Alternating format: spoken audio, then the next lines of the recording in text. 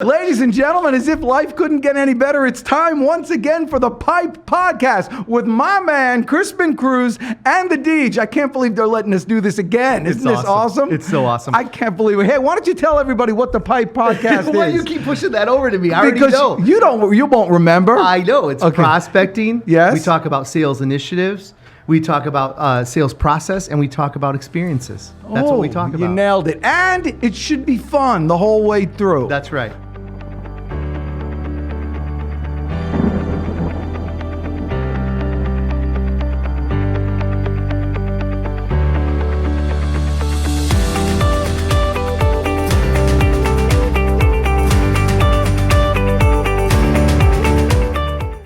Have you ever played improv games? Have I ever played? Improv games. Yeah. Yeah, they're really good for creativity. Right. So there's an improv game. It's called Yes and. Yes, and. Yes and. Okay. And so anything I say, you say yes. The next person down the line would say yes and you get it. Keep it going up. Oh, yes and no? Or just No, you say yes. Yes. And then make something up creatively. You can be creative, can't you? I can try. Yeah. Right. So if I were to say, for instance, so I went to the park and I saw a gorilla, and then you say yes and. Yes, and what happened? Oh, I don't know. You see? What happened? You have to come up with a creative story. That's the game. I'm saying yes and. I'm asking you, and. Okay, yes, and the gorilla was holding a balloon, and the balloon started, so he was climbing into the air. Yes, and. No, listen, you're like the worst game player ever. I'm doing exactly what you told me to do. You're supposed to say yes and then make something up extra. Oh, I thought I was just passing it back to you every time. I mean, it would be very boring. That would be me playing with myself. I can do that in the closet. I don't need you. Jeez. Yeah, I think that part's going to be cut out. Okay. All right. I don't know. Maybe I'm having a difficult time with yes and. You know why? Why? Because our next topic is supposed to say what to say when a prospect says no.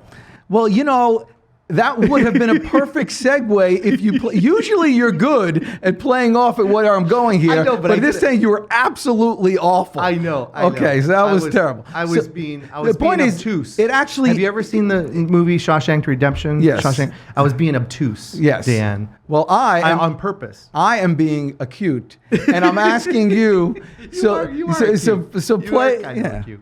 So just do, because you'll see a difference here. Okay. It's good. So play with me, would you? Okay. Okay. So the gorilla went to the park, and you say yes, and he found a little bird's egg, and he wanted to be so careful with that. He put it into his little gorilla hand. Let me go now. Yes, and he ate it. And then you say? Yes, and he felt so terrible about it because he was hungry, but he knew that he had taken. You are the worst.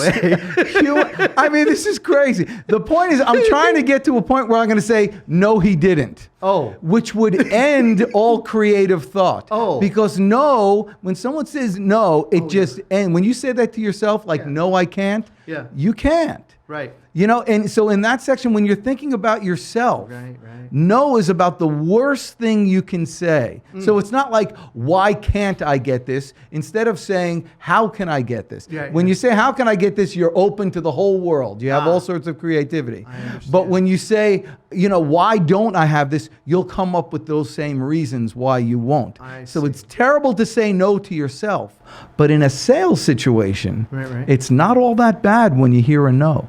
Why is that? Because, every time I've been in a sales situation and I hear a no, at least the junior salesperson in me, before I was trained up like I am today, and before I really started to treat sales as my craft, I would feel like a little personal impact to me. I would have a little, I would have a little agita about So that. How do you use no now to help you? I think it's the best thing in the world. I think a no right now is just as good as a yes. I mean, I really do. Because I think here I've finally gotten this prospect to tell me no, and figured out there's no real compelling reason for them to do business with me. There's no fit between our two organizations. So the best news is I don't have to waste my time anymore, because the one thing I cannot manufacture is time. Like, that's the piece that I haven't. If we can figure that out, oh man, that would be it, right? If we can figure out how to manufacture time, that would be the most fantastic thing.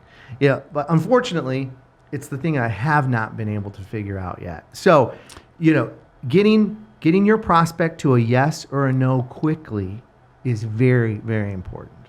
So no is your friend. No's my friend. You like it. I like it. You go for the no. I go for the no. Absolutely. How do you do that? Ask a lot of questions. I ask a lot of questions. I talk with the prospect. I see if there's a good fit between, us and the organization. I try to drive down through their pain, what we call pain, which is really a problem, a question, a concern, an issue that they may be having in their business, and see if there's truly some compelling reason for them to do business with us. Well, so here's a question, and this is real. Yeah. When a prospect says no right off the bat, how do you know if it's a real no or just like a put-off no? It's a great question.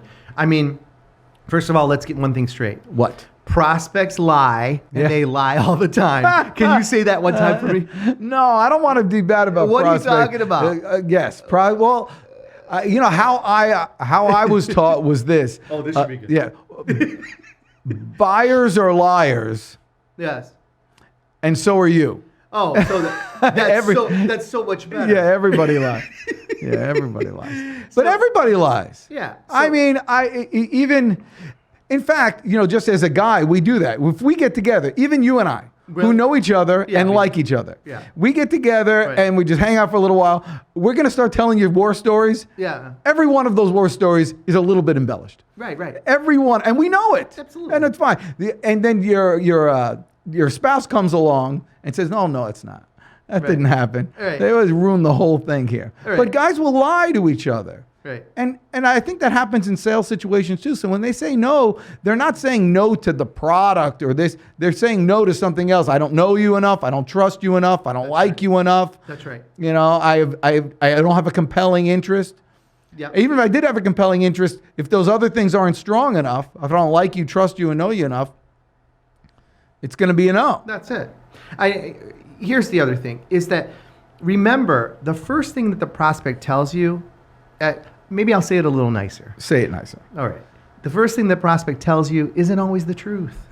I mean, so you need to dig into that and understand why they're having that problem, right? And so when we talk about prospect, we talk about prospect in a couple different ways. Like in this situation, most people that are listening or watching this podcast, they're probably thinking, okay, the prospect is actually somebody that has a compelling reason to buy my product or service. But your prospect could also be a family member, your wife, your child, somebody like that. It could be somebody that you're engaging with at a social event. Those are all prospects in our lives, right? So when we're talking about, extracting information, asking good questions, doing all of those things, sometimes the first thing that they say is not really the truth. I mean, you have to dig into that, and go to that next level. Well, how did that impact you? Or what does that look like? Or, well, tell me more about that. Or all of these. You could say that after a no? Yeah, sure. So do you are you interested? Let's role play. Ask me if I'm interested in buying your product. Right. So. Or you wouldn't ask it there. Yeah, I wouldn't ask it there. But here's the thing. Do you say it after a no? No. Let me back up. I'm saying to get to a no. To get to a no. You have to engage in your prospect in that way. Once they've told you no and you figured out really there's no compelling reason to do it, like there's no connection there, fine. Then you just part as friends. Hey, we can part as friends. That's okay. It doesn't sound like we've got anything else to talk about, Dan, unless there was something else on your mind that you wanted to share with me today. I really don't think that there's a good fit between our organizations, and we can part as friends, so that's fine. All right. And I see you later, potato. And if you ever know of anyone that needs help with growing their organization, foundational sales processes where we can help, their company grow in an aggressive way, let me know. Give them my information. Be happy to talk to them. So in the investigation, I understand at the end of the sales process. Right. But in an investigation, when you're asking all these questions to find out if there's a fit, and in that process, they're saying no along the way there. Yeah. For instance, I heard you on the phone talking to someone. Say, "Did I catch you at a bad time?" Right. You wanted them to say no. Because they say, no, it's okay. Go ahead. Right. So during the process, you go for that no. I'll tell you this on a cold calling perspective. Okay. If I would ask somebody, I always ask somebody a question, a yes or no question. Okay. Expecting a no. Because here I am, it's completely cold. Nobody knows me. I'm just a voice over the phone. I'm a complete stranger. And even if I called you up and said, can I give you $10,000? They'd say no. Mm-hmm. Because of those things aren't there. So I expect it. When I was a stockbroker a million years ago, I'll still remember my pitch. Hello, Mr. Jones. Hey, I wonder if you can help me. My name is Dan. I'm with Smith Barney here in town. Real quickly, I was calling to see if you might be interested in a 9% paying Fort Howard bond. That was my pitch. I did that for 3 years. Ask me how many Fort Howard bonds I sold. How many? 0. I could have almost guessed it. Every single person said no. Right. And I wanted them to. Right. Because they responded to me. That was a conversation. Right. And once they said no, I said, great. Well, let me ask you this. When you do invest, what's been successful for you in the past? There we go. See, that was the question I was going to get to, but I couldn't get there until I got the no. Right. The sale started when I got the no. Right.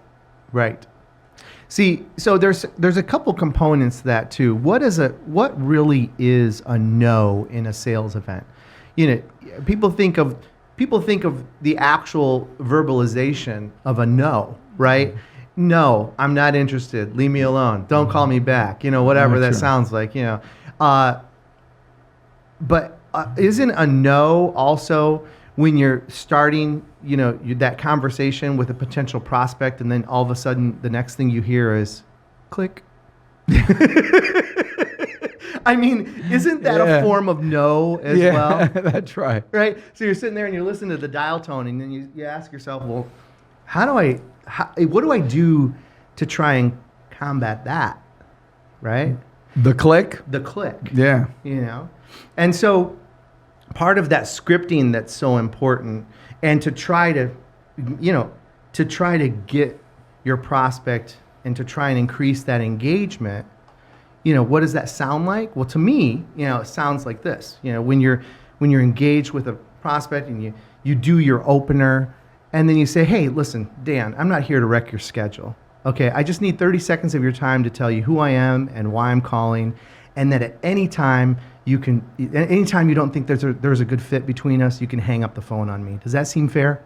That's fair. See? Yeah. So what did we do? In that moment of time, what we did was we took it away. Yeah. The percentage of people that will actually hang up the phone on you, is very slim, because you've already uncovered the landmine before it exploded. You've already taken that away and made it part of the conversation. Talked about that elephant in the room. So, there's technique like that. Like in every script that we've ever built, there's these triggers in there. There's these foundational processes that we put in place for a very specific reason, to make sure that we're continuing the opportunity for the engagement, and we can see if there's a compelling reason for the prospects to actually buy from us. Yeah. And if it's a no, it's a no. That's great. And then you dial the next number and they've already forgotten about you. They forgot. I probably have made, let's say several 100,000 cold calls in my life. Right. Maybe, who knows, several 100,000. I've talked to all those people. I've left all those messages. Not once did I walk into Kroger and someone said to me, You're the bastard. You're the guy that disrupted my day. Nobody has, they've completely forgotten about me. Of course. I mean, as soon as they hung up the phone, there's a million other things. And yet the person who's making the calls is stressing about it for hours ahead of time, psyching themselves up just to find, to leave a message for somebody. Yeah. Because they're not there. It's crazy talk. Yes. You're not all that important. That's right. And here's what I love about the analogy of you're just a drop in their ocean, okay? Yeah, Which yes. is true. But think about that. Like, let's say that every single cold call that you've ever made in your life, up until this point, you said several 100,000. Let's say I made 1 million. It doesn't matter. It doesn't matter. Yeah. So, let's make it up. Let's say that you've made 250,000 cold calls in your whole life. Let's just say that you've done that. Right. That you've hit that number, that milestone. All of a sudden, the balloons come down, the confetti, the streamers. Dan Jourdan, you just hit 250,000 cold calls. Congratulations. That's a really good cheese ball voice. Yeah, thank you. So the confetti comes down. Everybody's cheering, but if you think of every one of those cold calls as just a drop in a bucket, how much liquid is actually 250,000 drops? Yeah, like a cup. It's nothing. I mean, a it's gallon. I don't know. Nothing. It's still nothing compared to the oceans of water that are in the world. Yeah, it's like a thimble. It's a thimble. Yeah, who cares? Thimble's a funny word. So that's what I love about it. You see, you got to think about that action, as being just that. It's you are a blip in your prospect's mind. And if you think after you hang up the phone that they're thinking 1 minute about you, they're on to the next thing, right? That's true. And as many as you may, even if you just use real numbers, let's say it was 250,000 or 1 million, there's 7 billion people in the world. There's 7 billion. Yeah. You know what I actually do feel sorry for all the people that haven't heard from me yet. Yeah, I feel sorry. The poor souls. They're sitting by the phone waiting for me. They are. Right now. We should probably stop this podcast and you should go and make some calls right now. Fools that they are. I know. But yeah, well, listen. So, most of those have said no. Yeah. And I don't care about that. You know who I care about? The ones that say yes. A lot of times you'll get like, I could have almost guessed that. Let's say there's a list. Okay, yeah. Let's say there's a list, and on this page there's 100 names or so. Right. You wake up in the morning and you say, or any kind of list that you have, you look on that page and you say, somewhere on this is a new customer. Yeah. You just got to get rid of the ones that aren't. And so how do you get there? You got to get to know. Yeah, so every no gets you a little bit closer to a yes. I think when people read this topic, what to say when a prospect says no, they're looking for, how do you handle that objection? How do you do that, Dan? Well, there's two sales. Yeah. Let me just interrupt and I'll set it up. There's 2 sales. One is the cold call, which we just covered. Mm-hmm. Now, when someone says no on a cold call and they hang up on you, that's pretty much done. You can't really work with that. Yeah. But when you've moved on, when you're actually on an appointment, when you're giving a presentation and you're making a sale, that no is a different. Right. You're in a different stage at that point. Yeah. And so that's the stage that you're expert at with that. Mm-hmm. So let's talk about that no. So you're giving a presentation. Sure. And, Chris, it sounds good what you're saying, Mm-hmm. but I don't think now's a good time. Okay. And help me understand why. Because I am, it's just not right, I think, for our company at this time. Okay. All right. So all of these things that we talked about, A, B, C, D, E, there's really no compelling reason for you to make a change right now, Dan? That's what I'm hearing? Well, there's a compelling reason. I like to make the change. I just don't know if I should make it with you guys. Okay. All right. So let's bring the future to the present, if you're okay with that. Like, let's say that we do everything that we said that we're going to do, during the earlier part of the conversation, and we're going to, deliver the goods and make right on growing your business and helping you do all the things that we talked about. Then what? Then what's it look like? Does it look any different? Oh, yeah, business would be great, but I'll turn the question on you, Yeah, sure. Mr. Salesman. Yeah. What if it doesn't? Well, there's no guarantees in life, Dan, but I can tell you, if you keep doing what you're doing now, you're going to get the same result. So it's really up to you. I mean, the clients that we serve, I got to tell you, we're kind of blessed right now as Sales Arbiter. I mean, we get to choose the clients that we do business with, because we want to make sure that there's not only a good fit, but we also want to make sure that we can truly help them. Well, that's all nice and fancy, Mr. Sales Arbiter guy. But what I'm hearing is you're not willing to guarantee your work. Yeah. So guarantee means? Well, let's say after 3 months, we're not seeing any activity. What kind of financial? I'm financially culpable for that, but for getting you to that point. Sure. But let's say we see no improvement up to there. How financially culpable are you? So what if I told you that you would see results not in 3 months, but you'd start seeing results within the first 60 days? And if not? And if not, then what would that look like in your world? What do you think would be reasonable? Okay, off role play, but that was good. That was good. And what was good about that, it was just it wasn't uncomfortable. Every sales event is a negotiation, Dan. Yes.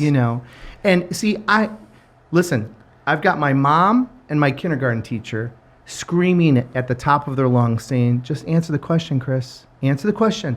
The prospect, even in the role play, the prospect is asking you a question, answer the question. And I'm telling my mom and my kindergarten teacher to shut up. Okay? I'm telling them, listen, stay out of this. This is my business. All right? I need to understand what the prospect is looking for. And only when I truly understand what the prospect is looking for, then will I be able to come up with a solution. I could have easily said, okay, what if we just guarantee the work, and listen, after 90 days, if you don't like what we're doing, we'll refund you the money. Okay? What if I toss that out there and just gave the prospect that? Right. Okay? And the prospect says, oh my gosh, I was just looking for it to be $500 less. I mean, I was hoping just to get a little bit of a break, or I was just hoping that I could have a more clear understanding of how the process works and when am I going to see results. I wasn't looking for that. You don't know until you ask the question and engage in that conversation.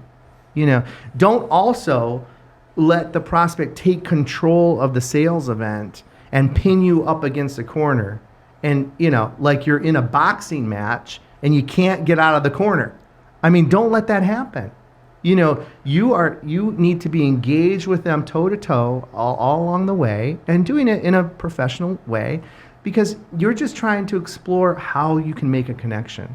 And at the end of the day, if this prospect is too tough and they're too hard and they're going to be too demanding, or if they don't believe that you can deliver the goods, then guess what? You're probably not going to have a good fit with them. And best to walk away, because this prospect will spend 50% of your time trying to make this prospect happy, and you'll spend the other 50% of the time on the rest of your business. Right? You don't want to do that. That's not a good model. So it goes back to what you said at the beginning. When a customer or a prospect says no, that's more often than not a good thing.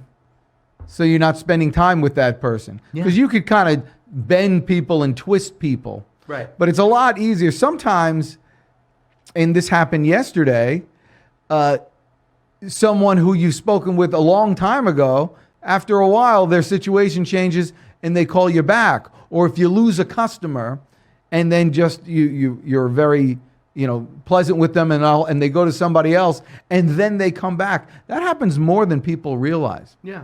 And I've had... Not by you changing, and you could up the price at that point. You could.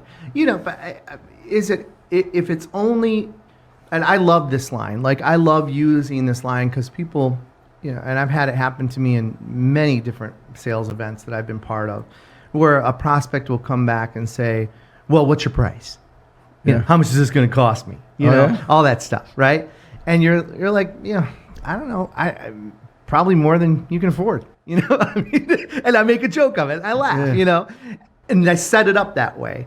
And then I said, well, what if I told you it was going to be between here and here, and I do a bracket? Should we still be talking? You know, and I make sure that we're always conditioning. We're conditioning for price, because when somebody pushes you on price and continues to push and push and push, then you know your response should be as a sales professional. You know, this is your craft. You know, and you're sharpening your knife every day, and you should be saying to them, listen, Mr. and Mrs. Prospect, let me ask you a tough question. You know, is price your only concern? Oh, that's good. Because, yeah. And you know what? What happens? And what will they say? No. No. They'll always say no. And then your friend. And then you know what I do? I do this. Tell me more. You do that with your hands? Yeah, I do. Tell me more. Tell me more about that. What else? What else are you concerned about? Oh, well, you know, quality and service. There we go. And that means quality. When you say quality, what does that mean to you? That I want my representative to be really good looking. Okay, so all of that, whatever that means. Okay. But still, you see, out of role play now. Yes. Obviously, you know. I was out of role play before then. Okay, all right. But there's more, right? There's more. There's more to drive to. So, again, you know, you got your mom over here, kindergarten teacher over here, screaming, answer the question. You've been conditioned like that for 18 years of your life. You know, we go into kindergarten. You know, make sure you tell them the right answer, Chris. You're going to be a good boy. You're going to get a star on your, you know, on your sheet. The kindergarten teacher's going to put a little smiley face on there, a little good job. And you're going to take that home. And where does that go? On the refrigerator. Nobody ever gets that wrong. Yeah. Nobody ever gets that wrong. It goes right up on the refrigerator, and your mom and dad pat you on the head and say, "You're such a good boy, Dan. Keep answering the questions. Be a good boy." And you're gonna be so successful. You're gonna have a great job. You're gonna have a great life. Answer the question. When somebody asks you a question, answer the question and have the right answer. Wow, that's so powerful. That's real conditioning for your whole life. So you're trying to break that, and when someone says something that doesn't make sense, you question it. Yeah. Tell me more about that. Tell me more. Tell me more. All in asking questions, you know, asking questions, reversing. So something's just not right. Oh, tell me more. You could use that for everything. Yeah. You know, I think it costs too much. Tell me more. Right. Yeah. You know, have them go with that the whole process. That's right. That's right. So I think it's great. I think so my answer to the what to say when a prospect says no, you know what I say? I say thank you. You know, that's what I say.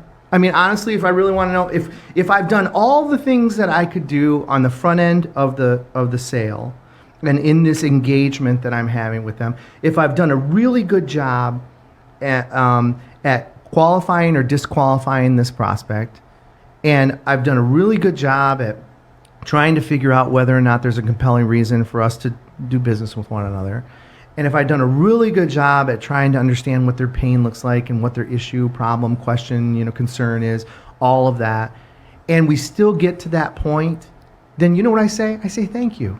Thank you for allowing me not to waste your time and not to waste my own, because time is valuable. Thank you for allowing me not to have to chase you, and then you go into the witness protection program, and I call you, and I go right into voicemail, and you know, and I just keep chasing, and you're in my pipeline, which I know as a sales professional is really pipe dream. Yeah. You know, it's not pipeline, and you know, thank you. That's what I say. Well, that's interesting how polite you are to the customer and how you say shut up to your mom. That was nice. What kind of a guy are you? I mean, that whole thing. But yeah, you know, and people don't want to say no. Right. People don't want to say I'm not interested. And that's why they say I need to think about it. Think it over. Yeah, I want to think it over and do that whole thing. You almost have to give them permission to say no. Right. And I'll do that many times. I say, listen, remember, it's okay to say no to me. Right. I'm a big boy and I can handle it. That's right. And we'll still be friends. You really got to coax them into saying no. That's right. And ironically, the more you say that to them, the more they won't do it. Right. They'll fight back. I know. I've turned away. I honestly, and this is not one of the that one customer. You tried it twice. They say the takeaway clothes. You know, we've heard that in the past where, oh, well, then just take it off the table, take it off the table and walk out, and they'll come running after you or whatever, and that's like one of those old school sales tactics, right? But I've come to the realization that, hey, this prospect is going to be a pain to work with. Can we help them? Yeah, but it's going to take more time, effort, and energy than what we really want to do, right now at the moment of where we're at with Sales Arbiter, how we're growing the business, how we've got great clients. I know that this one's going to be a pain, and I'll use one of your words, a pain in my tuchus, right? Well, you got to have the ch in there. Oh, yeah, tuchus. Tuchus. Yeah, all there you right, go. I'll try. Well, that was good. I tried. No, I was better than most. Most people will say tuchus. All right. So, and so I've tried to gently let them down and say, I just don't think there's a good fit here, Dan. And I wish you the best of luck. And I hope you find, I hope you're able to get through this time. And, but I'm not sure there's a good fit between Sales Arbiter and your organization today. So thank you so much. Please, I want you to stay. No, but they will fight back. The one that am I wrong? I mean, we've had clients like that. Yeah, they will fight back and apologize. Yeah, and apologize. Right. That's it. Are we out of time? I think we just do one more wrap up. I didn't get your answer on a surefire way. Well, I'll tell you what. You talked about what you do when someone says, "Just give me a price." Yeah. I one time I was just something. It's a lot of work to go through this whole thing. Someone says, "Give you a price," and you want to see for what? What is it you're looking for? And let me ask you all these questions. I remember last time I said $39.95. And he said, "Well, what's that for?" I said, "I don't know. I just gave you a number. You wanted a number. I gave you a number. I don't know." $99.95. Yeah, that's it. I don't know. So that's what I say now. $39.95. That's great. And it seems to work out. And they say, "Well, what's it for?" Okay, great. Well, let me talk about it. What are you looking for the whole? And you can get right into it. But sometimes you just got to get punched in the face a little bit to take people off track. Mm-hmm. And for a prospect, the way they try to take the salesperson off their game is saying no. That's right. But if the salesperson is prepared for it, there are 1,000 ways to get over it, and it's actually fun. The sale doesn't start until the prospect says no. Perfect. I love it. Let's go get them. Let's go. That was awesome. Thanks. Thanks.